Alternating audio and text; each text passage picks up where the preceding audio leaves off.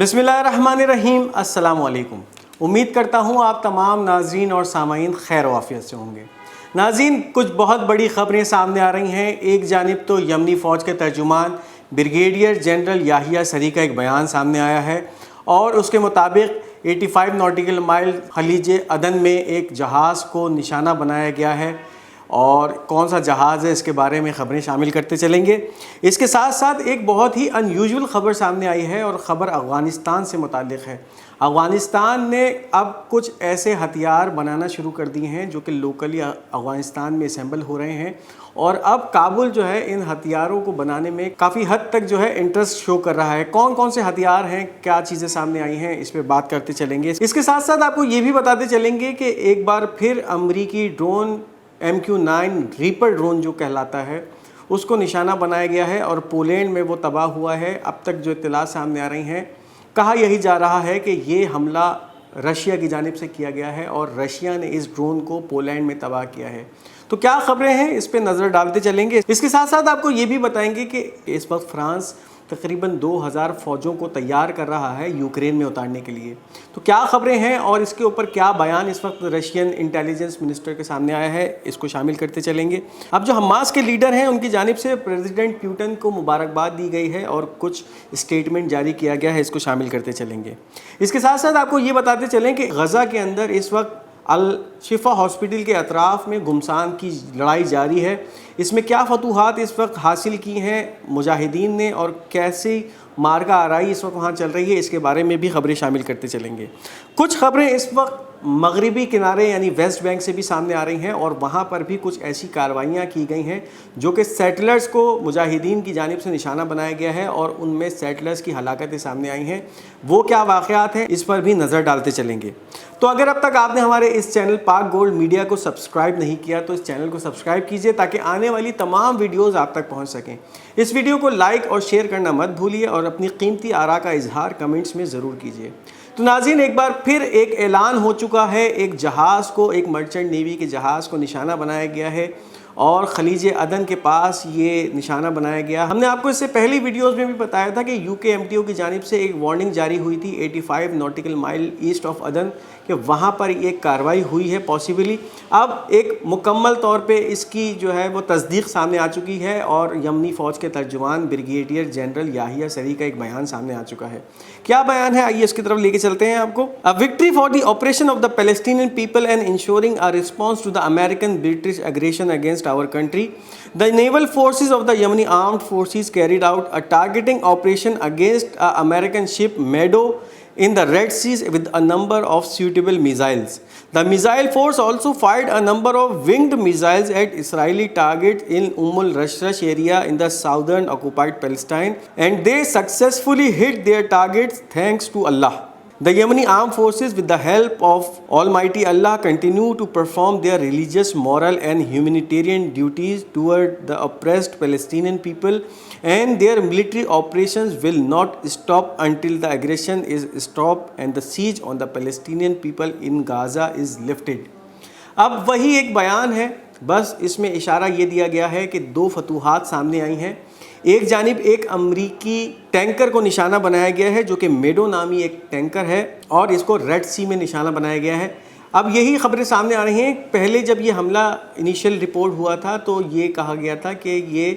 East of अदन यानी मशरिक़ी अदन से 85 नॉटिकल माइल या 152 किलोमीटर दूर निशाना बनाया गया है, लेकिन अब जो ये ख़बरें सामने आ रही हैं खलीज अदन और बहरा अहमर के संगम पे इसको निशाना बनाया है और ये निशाना नेवल मिसाइलों के ज़रिए बनाया गया है जिससे इस जहाज़ को खातिर खा नुकसान पहुंचा है। अब जो एक बहुत बड़ी और दूसरी कार्रवाई सामने आई है, आपको हमने पहले भी बताया था कि अब यमन अपने हमलों का दायरे कार बढ़ाता जा रहा है और इस ज़मन में ये जो खबर सामने आ रही है, ऐसे मिसाइल्स दागे गए हैं जिन्होंने जुनूबी इसराइल को निशाना बनाया है उम्मुल रशरश के मुकाम पे, यानी ये वही पोर्ट सिटी है, इलाद शहर का उम्मुल रशरश इलाका है जहाँ पर ये कार्रवाई की गई है और यमनी मिसाइल फोर्स ने ऐसे मिसाइल्स दागे हैं। मतलब विंग्ड मिसाइल का मतलब ये कि वो वैसे मिसाइल जिनमें पर होते हैं और ये दूर तक मार कर सकते हैं, तो वो मिसाइल्स यमन से दागे गए हैं और तकरीबन 1250 किलोमीटर का सफ़र तय करने के बाद इन्होंने उम्मुल रशरश کے علاقے میں ایلات شہر میں ان ٹارگٹس کو نشانہ بنایا گیا ہے جو کہ یہ اسپیسیفائڈ کر کے نکلے تھے اور وہاں پر ڈائریکٹ ہٹ کیا ہے۔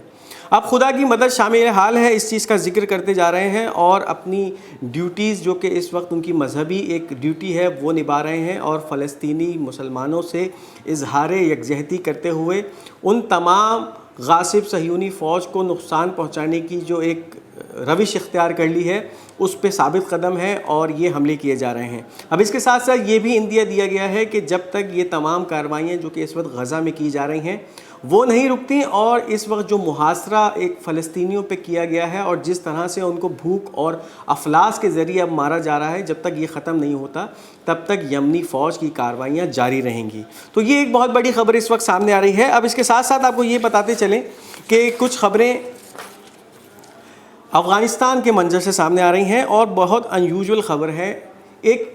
چائنیز میڈیا ہاؤس اس خبر کو بریک کر رہا ہے۔ The Taliban government conducted an interesting manufacturing and conversion operation by installing medium-range Urgan missile and Grad missile on American Navy Star 7000 vehicles. Kabul shows a special interest in armament and military manufacturing. اب بڑی انیوژول اور حیرت انگیز خبر سامنے آ رہی ہے کہ وہ تمام ٹرکس اور وہ اسلحہ جو اس وقت امریکی افغانستان میں چھوڑ کے بھاگے تھے، اب طالبان ان ملٹری ٹرکس کو یوٹیلائز کرتے ہوئے ان پہ ایسے ہتھیار اب خود ڈیزائن کر رہے ہیں اور خود بنا کر اس پہ ہتھیار نصب کر رہے ہیں، جو کہ بہت ہی حیرت انگیز ہے۔ اب ایک جانب تو آپ کو یہ بتاتے چلیں کہ آج صبح پاکستان ایئر فورس کی جانب سے ایک سرجیکل اسٹرائک سامنے آئی تھی جو کہ افغانستان کے صوبے میں کی گئی تھی اور وہاں کچھ ٹارگٹس کو نشانہ بنایا گیا تھا۔ اب اس کے بعد اس خبر کا آنا کافی حیرت انگیز ہے کہ ایک جانب تو پاکستان سے مسلسل سرجیکل اسٹرائکس جاری ہیں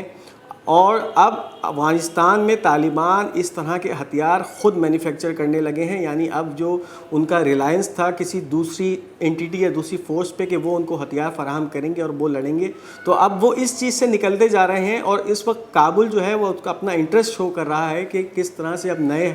ہتھیار اور نئے میزائلز اور ایمونیشن جو ہیں وہ اب خود بنانے کی روش پہ لگ گئے ہیں۔ تو یہ چیزیں بھی اب سامنے آ رہی ہیں افغانستان سے۔ اب اس کے ساتھ ساتھ ایک بہت ہی بڑی اور اہم خبر سامنے آئی ہے پولینڈ سے، اور واقعہ کچھ اس طرح ہے کہ امریکی ریپر ڈرون جو کہ مشہور ہے اپنے ٹارگٹس کو نشانہ بنانے کے لیے، اور اس سے پہلے یمن میں ایک ایسا ہی ریپر ڈرون تباہ ہوا تھا، اب ایک اور ڈرون ہے جو کہ پولینڈ میں تباہ ہوا ہے، اور جو اب تک خبریں سامنے آ رہی ہیں پولینڈ نے تو ہاتھ اٹھا دیے ہیں، اس نے کہا کہ ہمارا اس واقعے سے کوئی لینا دینا نہیں ہے، لیکن ہو سکتا ہے کہ یہ کارروائی رشیا سے کی گئی ہو۔ تو اب کیا خبریں ہیں؟ Polish general Ireneusz Nowak: Poland's air force head a nervous sleepless night amid the crash of a US MQ-9 Reaper drone. It appears that Russian jammers shot it down. اب ایک پولش جنرل اس بات کو کہہ رہا ہے کہ polish air force کی یہ جو رات تھی یہ بہت ہی مشکل اور جاگ کے گزرنے والی رات تھی، کیونکہ اس رات ایک US MQ-9 rapper drone Poland کی سرحد میں تباہ ہوا، اور لگ یہ رہا ہے کہ یہ ڈرون رشین جیمرز نے گرایا ہے، یعنی رشین جیمرز نے پہلے اس ڈرون کا سارا کمیونیکیشن سسٹم ہیک کیا، ہیک کرنے کے بعد اس کا سارا مواصلاتی نظام جام کر دیا، اس کا جو رابطہ تھا اس کے سینٹر سے، یعنی امریکی جو بھی کمانڈ سینٹر اس ڈرون کو آپریٹ کر رہا تھا اس سے اس کا رابطہ منقطع کر دیا گیا، اور اس کے بعد جب اس ڈرون کا رابطہ اس کے ہیڈ کوارٹر سے منقطع ہو گیا تو پھر ظاہر ہے کہ اس ڈرون کو تباہ ہونا پڑا اور زمین پہ گر کر وہ ڈرون کریش ہو گیا۔ تو اب یہ جو چیزیں سامنے آ رہی ہیں، پولینڈ نے تو اس وقت ہاتھ کھڑے کر لیے ہیں کہ ہمارا اس کارروائی سے کوئی لینا دینا نہیں ہے، لیکن ہو سکتا ہے کہ یہ کارروائی رشیا سے کی گئی ہو، یعنی رشین جیمرز نے اس ڈرون کو تباہ ہونے پہ مجبور کیا ہو۔ اب آپ کو بتاتے چلیں کہ اس سے پہلے کریملن کے بھی یہ بیانات، یعنی کریملن وہ ادارہ یا وہ پارلیمنٹ جو کہ رشین انتظامی امور سنبھالتی ہے، اس کی جانب سے ایک بیان شائع ہوا تھا کہ اب اس وقت امریکہ جس طرح سے یوکرین کے اندر ڈیپلی انوالو ہو چکا ہے، ایک واضح طور پہ رشیا سے براہ راست جنگ کے اندر انوالو ہو چکا ہے۔ تو ہو سکتا ہے کہ یہ چیزیں اسی تناظر میں اب سامنے آ رہی ہوں، اور اب امریکی جاسوسی کے ڈرونز کو نشانہ بنانا بھی اسی سلسلے کی ایک کڑی ہو جو کہ اب سامنے آئی ہو۔ تو اب اس کے ساتھ ساتھ جو نیوز سامنے آ رہی ہے، فورن انٹیلیجنس سروس کے جو منسٹر ہیں رشیا کے، سرجی نیریشکن: France is preparing a squad to be sent to Ukraine and its strength in the initial phase will reach about 2,000 soldiers. The French army in Ukraine will become a legitimate and priority target for the Russian armed forces. اب اندیا دیا جا رہا ہے کہ اگر ایک جانب تو فرانس 2000 فوجوں کا ایک دستہ انیشل اسٹیج میں تیار کر رہا ہے یوکرین بھیجنے کے لیے. اب اگر یہ دستہ یوکرین میں داخل ہوتا ہے تو پھر رشین فوج حق بجانب ہوگی کہ ان کو یوکرین میں چن چن کر مارا جائے اور نشانہ بنایا جائے، کیونکہ ایک طرف پوری دنیا پر یہ واضح کر چکا ہے کہ اگر کسی بھی ملک نے یوکرین میں در اندازی کرنے کی کوشش کی یا پھر یوکرین سے رشیا کی سرحد میں داخل ہونے کی اور رشیا کی جو سالمیت ہے اس کو نقصان پہنچانے کی کوشش کی تو اس سے آہنی ہاتھوں سے نپٹا جائے گا. تو اگر یہ کام ہوتا ہے اور پھر فرانس اپنے 2000 فوجی یوکرین کی مدد کے لیے رشیا پر چڑھائی کرنے کے لیے بھیجتا ہے تو پھر رشیا حق بجانب ہے کہ وہ ان فوجیوں کو یوکرین میں نشانہ بنائے اور پھر یوکرین کو ان فوجیوں کا قبرستان بنا دے. تو یہ خبریں اس وقت سامنے آ رہی ہیں. اب اس کے ساتھ ساتھ جو حماس کے لیڈر ہیں باسم نائم، ان کا ایک بیان سامنے آیا ہے اور ایک جانب تو انہوں نے پریزیڈنٹ ولادیمیر پیوٹن کو مبارکباد پیش کی ہے ان کی اس تاریخی فتح پہ جو کہ ان الیکشنز میں پیوٹن نے حاصل کی، اور اس کے ساتھ جو بیان سامنے آیا President Putin's victory is a strategic interest for the Palestinians and the region in general. اب ایک جانب تو یہ فتح جو کہ پریزیڈنٹ پیوٹن کی ہے، نہ صرف پیوٹن کی فتح ہے بلکہ اس وقت جس طرح سے رشیا فلسطینیوں کی حمایت میں کھل کے سامنے آ رہا ہے، فلسطینیوں کی بھی یہ فتح ہے کہ اب پیوٹن اس دور کو 6 سال تک کے عرصے تک اور محیط چلائیں گے، یعنی اس حکومت کو 6 سال اور چلائیں گے، اور اس خطے میں بھی اس فتح کی گونج جو ہے وہ پھر کافی پازیٹیو اپنا اثر چھوڑے گی. یعنی اس خطے میں اس وقت پیوٹن کی جو اثر و رسوخ ہیں وہ جس طرح سے ایک طرف تو چائنا، دوسری طرف ایران کے ساتھ جس طرح سے معاملات بہتر ہوتے جا رہے ہیں، تو ضروری یہی ہے کہ پیوٹن اس حکومت کو آگے لے کے چلیں اور تاکہ ان تمام معاملات میں پھر پیش قدمی ہو سکے. تو یہ اس وقت حماس کے ایک لیڈر باسم نائم کا بیان سامنے آ رہا ہے. اب اس کے ساتھ ساتھ آپ کو یہ بتائیں کہ جو غزہ کا منظر نامہ ہے وہاں سے کچھ شدید خبریں سامنے آ رہی ہیں. ایک جانب تو جو الشفا ہاسپٹل کا علاقہ ہے وہاں پہ بہت فیئرس اور خطرناک قسم کی لڑائی، گھمسان کی لڑائی جاری ہے.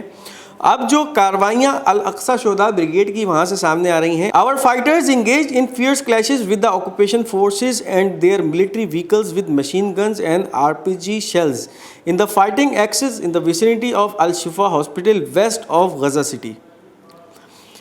RPG شیل سے نشانہ بنایا گیا ہے، مشین گنوں سے اس وقت وہاں پہ جو قابض اسرائیلی فوج اور ان کی جو گاڑیاں موجود ہیں ان پہ حملے کیے گئے ہیں، اور ان حملوں کی شدت میں اضافہ ہوتا جا رہا ہے. کل سے جب یہ صبح سے یہ لڑائی جاری ہے، اس کی شدت جو ہے وہ ہر گھنٹے بڑھتی جا رہی ہے، اور مجاہدین جو ہے وہ شدید قسم کی لڑائیاں اس وقت اسرائیلی فوج سے اس غزہ کے علاقے میں کر رہے ہیں جو کہ الشفا کا علاقہ کہلاتا ہے. اب اس کے ساتھ ساتھ ویسٹ بینک سے بھی کچھ خبریں سامنے آ رہی ہیں، اور الاقصی شہداء بریگیڈ کی ہی کارروائیاں ہیں جو کہ ویسٹ بینک میں دیکھنے میں سامنے آئی ہیں. Hebron. Yesterday evening, Monday, we targeted Kiryat Zur settlement with machine guns and the fighters withdrew peacefully. اب اس خبر میں کل کے ایک واقعے کو نشاندہی کی جا رہی ہے کہ ہیبرون میں منڈے کو یعنی پیر کے دن ایک کارروائی کی گئی الاقصی شہداء بریگیڈ کی جانب سے، جس میں وہاں پہ جو قابض اسرائیلی سیٹلرز تھے، جو کہ وہاں پہ رہنے والے قابض اسرائیلی تھے، ان کو مشین گن سے نشانہ بنایا گیا، اور اس شدید اور بھرپور کارروائی کے بعد جتنے بھی مجاہدین تھے وہ اس جگہ سے باحفاظت نکل آئے اور اپنے جو ہیڈ کوارٹرز تھے وہاں تک سکون سے اور اطمینان سے پہنچ گئے. تو یہ کارروائیاں اس وقت جو جاری ہیں، ایک جانب تو غزہ کا محاذ کھلا ہوا ہے، اور اب جس طرح سے رمضان المبارک میں اسرائیلی منسٹرز اور اسرائیلی حکومت کی جانب سے متشدد بیانات دیے گئے، اور اب وہ چیزیں بھی سامنے آنا شروع ہو گئیں کہ کسی طرح سے مسجد الاقصی کے اندر ایک روک ٹوک کا جو سلسلہ ہے وہ شروع ہو چکا ہے. تو اب مغربی کنارے سے بھی یہ خبریں آنا شروع ہو گئی ہیں کہ اب وہاں پر بھی جو ہے کلیشز شروع ہو گئے، اور یہ کلیشز اسرائیلی فوج کے ساتھ ساتھ وہاں پہ جو قابض اسرائیلی رہ رہے ہیں ان کے ساتھ شروع ہو گئے. تو یہ اس وقت خبر سامنے آ رہی ہے. اب ایک اسرائیلی میڈیا خبر بریک کر رہا ہے. 80% of Israelis abroad do not intend to return to Israel. اسرائیل جو کہ اسرائیلیوں کے لیے ایک جنت تھا جہاں پر وہ اپنے آپ کو سب سے زیادہ محفوظ سمجھتے تھے، اس 7 اکتوبر کے واقعے نے اس پوری نظریے کو ہی تبدیل کر کے رکھ دیا، اور اب وہ تمام اسرائیلی جو کہ 7 اکتوبر کے واقعے کے بعد اسرائیل چھوڑ کے بھاگ چکے تھے، ان میں سے 80% اسرائیلی ایسے ہیں جنہوں نے بالکل منع کر دیا ہے کہ اگر حالات صحیح بھی ہو جاتے تو ہم اسرائیل کا رخ نہیں کریں گے۔ اب یہ پرسپیکٹیو چینج ہو چکا ہے۔ 7 اکتوبر کے اس حملے کے بعد اسرائیلیوں کے دل میں موت کا ایسا شدید خوف بیٹھ چکا ہے کہ وہ تمام اسرائیلی جو کہ اسرائیل چھوڑ کے پھر دوسری جگہوں پہ بھاگے تھے، انہوں نے آنے سے مکمل منع کر دیا ہے، اور 80% اسرائیلی ایسے ہیں جنہوں نے بالکل کہا ہے کہ ہم اب اسرائیل کبھی واپس نہیں آئیں گے۔ تو یہ اس وقت ایک بہت بڑی کامیابی ہے کہ ایک جانب تو ایک کلیشز جاری ہیں، مجاہدین مسلسل برسر پیکار ہیں، اور دوسری جانب جن کو بھگایا تھا، جو بھگوڑے اسرائیلی تھے، اب انہوں نے واپس آنے سے جو ہے نا وہ معذرت کر لی ہے۔ تو یہ بھی فتوحات کا ایک سلسلہ ہے جو کہ اب رکنے کا نام نہیں لے رہا ہے۔ تو یہ تھا آج کا ہمارا خبرنامہ۔ امید کرتے ہیں آپ کو ہماری یہ خبریں اور خبرنامہ پسند آیا ہوگا۔ اپنی قیمتی آراء کا اظہار کمنٹس میں ضرور کیجیے گا۔ اس ویڈیو کو لائک اور شیئر کرنا مت بھولیے گا، اور ہمارا یہ چینل پاک گولڈ میڈیا، اس کو سبسکرائب کرتے جائیے گا۔ انشاءاللہ بہت جلد آپ سے ایک نئی اور دوسری ویڈیو میں ملاقات ہوگی۔ اپنا بہت بہت خیال رکھیے گا۔ تب تک کے لیے خدا حافظ و ناصر۔